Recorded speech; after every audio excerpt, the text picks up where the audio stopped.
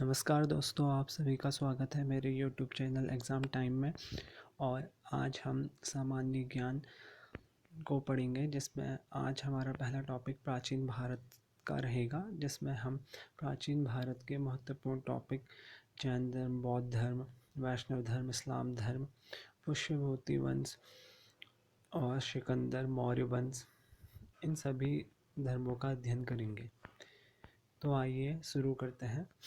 और इससे पहले मैं आपको बताना चाहूँगा, ये ल्यूसेंट सामान्य ज्ञान है और ये बहुत ही इम्पोर्टेंट बुक है, क्योंकि ये एक टाइप से एनसीईआरटी की समरी है और इसमें बहुत ही इम्पोर्टेंट फैक्ट्स होते हैं और थोड़ा बहुत कॉन्सेप्ट होते हैं, और ये हमारे विभिन्न एग्ज़ामों में पूछे जाते हैं, जैसे कि एसएससी, सीडीएस और भी बहुत सारे जो जो भी वनडे एग्ज़ाम होते हैं, इससे बहुत सारे क्वेश्चन आते हैं। तो इसे पढ़ना बहुत ज़रूरी है हमारे लिए। तो चलो हम इस वीडियो स्टार्ट करते हैं। तो सबसे पहले हम स्टार्ट करते हैं भारत का इतिहास। तो भारत के इतिहास में हमें पता ही है, उत्तर में हिमालय से लेकर दक्षिण में समुद्र तक तक फैला यह उपमहाद्वीप भारत के नाम से जाना जाता है, और महाकाव्य तथा पुराणों में इसे भारतवर्ष अर्थात भारत का देश कहा गया है। ठीक है। और सबसे इम्पोर्टेंट टॉपिक जो काफ़ी एग्जामों में पूछा जाता है एसएससी में भी, कि यूनानियों ने भारत को इंडिया तथा मध्यकालीन मुस्लिम इतिहासकारों ने हिंदी अथवा हिंदुस्तान कहकर संबोधित किया। तो किसने भारत को इंडिया कहकर संबोधित किया? तो इसका सही उत्तर हो जाएगा यूनानियों ने। और अगर हम देखें कि प्राचीन भारत को जानने के क्या क्या स्रोत हैं, तो हमें मुख्यतः 4 स्रोत दिखाई देते हैं, जो कि पहले हैं धर्म ग्रंथ, जैसे कि महाभारत, रामायण, ऐतिहासिक ग्रंथ जो कि काफ़ी ऐतिहासिक हैं, और विदेशों का विवरण, जैसे हमें ह्वेनसांग का विवरण देखने को मिलता है, और पुरातत्व संबंधी साक्ष्य, जो भी हमारे यहाँ खुदाई वुदाई होती हैं, और जो भी जैसे कि सिंधु घाटी सभ्यता, ये सारी चीज़ें जो पुरातत्व संबंधी साक्ष्य से हमें मिलते हैं, उत्खनन के द्वारा प्राप्त होते हैं। और सबसे पहले हम बात करें, भारत का सर्व प्राचीन धर्म ग्रंथ वेद है, और जिसके संकलनकर्ता महर्षि कृष्ण द्वैपायन वेदव्यास को माना जाता है। ठीक है, हमें पता है। और कि जो वेद होते हैं मुख्यतः 4 होते हैं: ऋग्वेद, यजुर्वेद, सामवेद और अथर्ववेद। इसी सीक्वेंस में याद किया जाए तो ज़्यादा बढ़िया है। सबसे पहले ऋग्वेद, यजुर्वेद, सामवेद और अथर्ववेद। और ऋग्वेद में क्या है? ऋचाओं के क्रमबद्ध ज्ञान के संग्रह को ऋग्वेद कहा जाता है। और इसमें काफ़ी इंपॉर्टेंट क्वेश्चन है कि इसमें 10 मंडल और 1028 सूत्र होते हैं, और इसमें 10,462 ऋचाएँ हैं। और इस वेद में ऋचाओं के पढ़ने वाले ऋषि को होत्रु कहा जाता है। ठीक है, जो ऋग्वेद का अध्ययन करता है, उसकी ऋचाओं का अध्ययन करता है, उसे होत्रु कहा जाता है। और इस वेद से हमें आर्य के राजनीतिक जीवन के बारे में पता चलता है। हम अभी आर्य के बारे में पढ़ेंगे।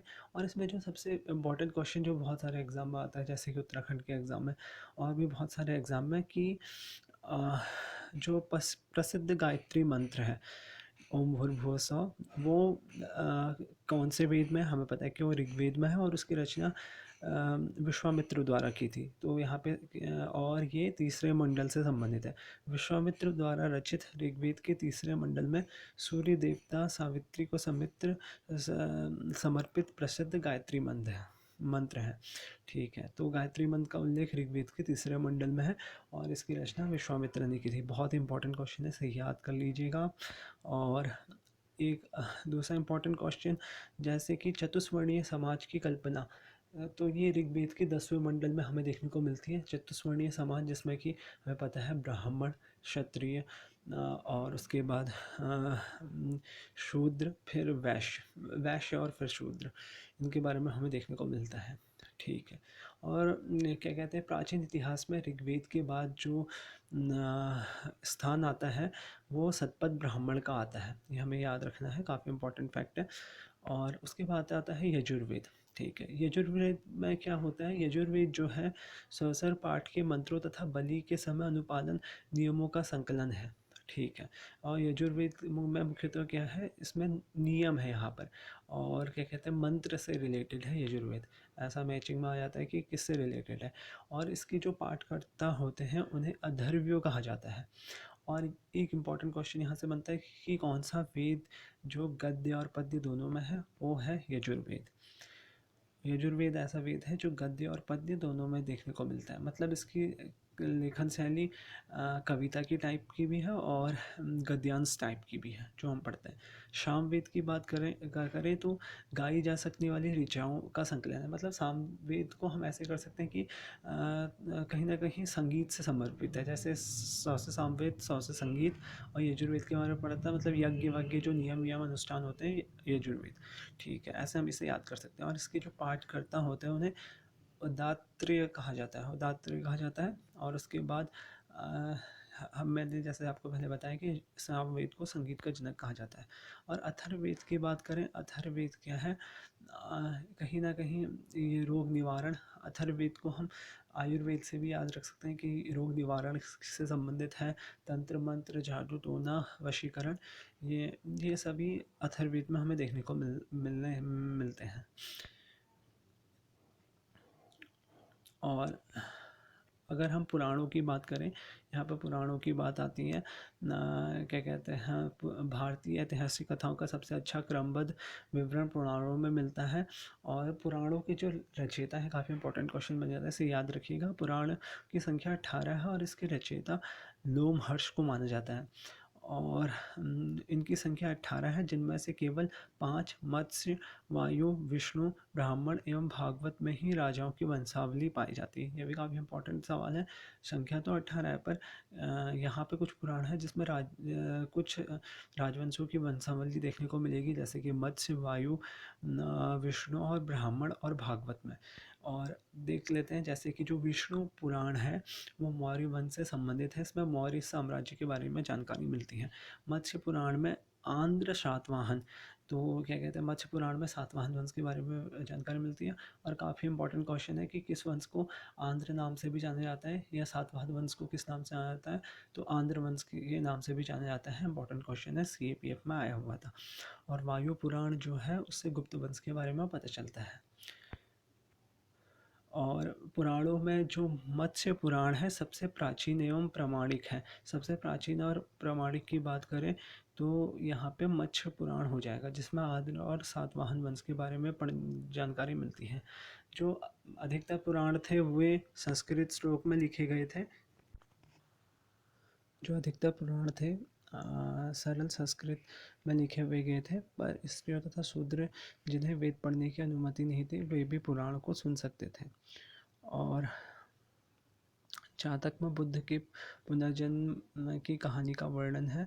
हीनयान का प्रमुख ग्रंथ कथा वस्तु है, जिसमें महात्मा बुद्ध के जीवन चरित्र के अनेक कथानकों का वर्णन मिलता है। और जैन साहित्य में जिसको आगम कहा जाता है, काफ़ी इंपॉर्टेंट क्वेश्चन है। जैन धर्म का प्रारंभिक इतिहास कल्पसूत्र से ज्ञात होता है। जैन ग्रंथ भगवती सूत्र में महावीर के जीवन कृत्यों तथा अन्य समकालिकों से उनके संबंधों का विवरण मिलता है। और यहाँ पे एक इम्पॉर्टेंट मिलता है, सबसे इम्पॉर्टेंट फैक्ट यहाँ पे देखने को मिलता है, संस्कृत साहित्य में ऐतिहासिक घटनाओं को क्रमबद्ध लिखने का सर्वप्रथम प्रयास। जो संस्कृत साहित्य की ऐतिहासिक घटनाएं थे उनको क्रमबद्ध लिखने का प्रयास सबसे पहले कल्हड़ के द्वारा किया गया। और जो कल्हड़ ने एक बहुत ही अच्छी पुस्तक की रचना की, रास्तरंगिणी, जिसमें कश्मीर के इतिहास से संबंधित वर्णन मिलता है। और अरबों की सिंध विजय का वृत्तांत हमें चचनामा में देखने को मिलता है। और अष्टाध्यायी, जो कि संस्कृत भाषा व्याकरण की प्रथम पुस्तक है, उसके लेखक पाणिनि थे। तो अष्टाध्यायी की रचना यहाँ पे पाणिनि ने की, ऐसा क्वेश्चन पूछा जाता है। और यह संस्कृत भाषा व्याकरण की प्रथम पुस्तक थी। काफ़ी इंपॉर्टेंट फैक्ट है, और जो प्रथम वाली चीज़ें उनको याद करना काफ़ी ज़रूरी है। और पतंजलि पुष्यमित्र सुंग के पुरोहित थे, हमें याद रखना है। प से पतंजलि, प से पुष्यमित्र सुंग, तो उनके ही दरबार में थे। और इनके महाभाष्य से सुंगों के इतिहास का पता चलता है। इन्होंने महाभाष्य की रचना की, जिससे सुंगों के इतिहास का पता चलता है। और उसके बाद हम देखें विदेशी यात्रियों से मिलने वाली प्रमुख जानकारी, तो उसमें आ जाते हैं टेसियस, और ये कि ईरान के राजवैद्य थे। और भारत के संबंध में इसका विवरण आश्चर्यजनक कहानियों से परिपूर्ण होने के कारण अविश्वसनीय है। तो हमें मैचिंग मार सकते हैं कि टीसीएस कहाँ के राजवैद्य थे या क्या थे, तो राजवैद्य थे और ईरान के थे। और हेरोडोटस के बारे में देखने को मिलता है, इतिहास का पिता कहा जाता है। और हिस्टोरिका पुस्तक इसने लिखी, हेरोडोटस ने लिखी।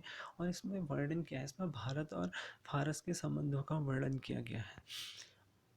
और सिकंदर के साथ आने वाले लेखकों में ये काफ़ी इंपॉर्टेंट होता है, काफ़ी एग्जाम में पूछा गया है।